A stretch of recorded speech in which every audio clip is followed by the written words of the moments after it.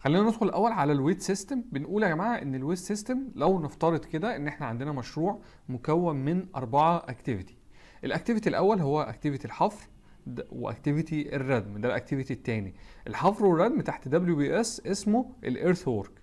الاكتيفيتي الثالث هو البي سي اللي هو الخرسانه العاديه، صبة خرسانه عاديه هحفر، بعد كده صب خرسانه عاديه، هصب خرسانه مسلحه، بعد كده هردم. الار سي طبعا اللي هي الرينفورس كونكريت دي تحت WBS اسمه، او الاثنين دول تحت WBS واسمه الكونكريت.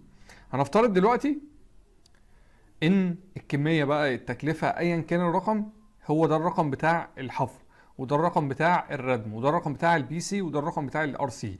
ليه انا محتاج اعمل ويت سيستم ما بين الانشطه؟ عشان الانشطه كلها مش نفس المجهود، مش نفس التكلفه، مش نفس الديوريشن، مش نفس الكميه. فانا لازم افرق ما بين الانشطه المختلفه عشان في الاخر اقدر احسب مظبوط نسبه الانجاز لكل الانشطه بتاعتي.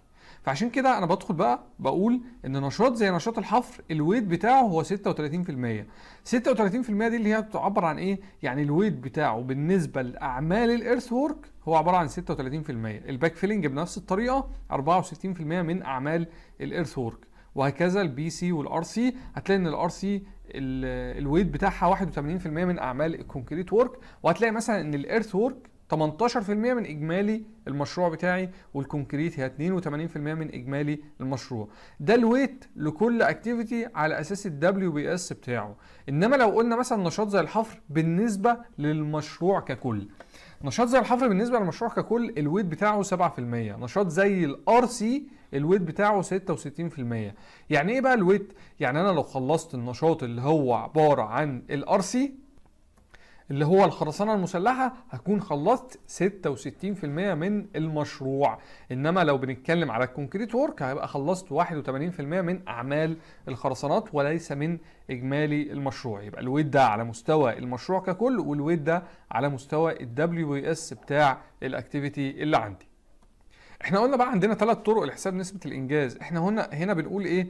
ده الكوست.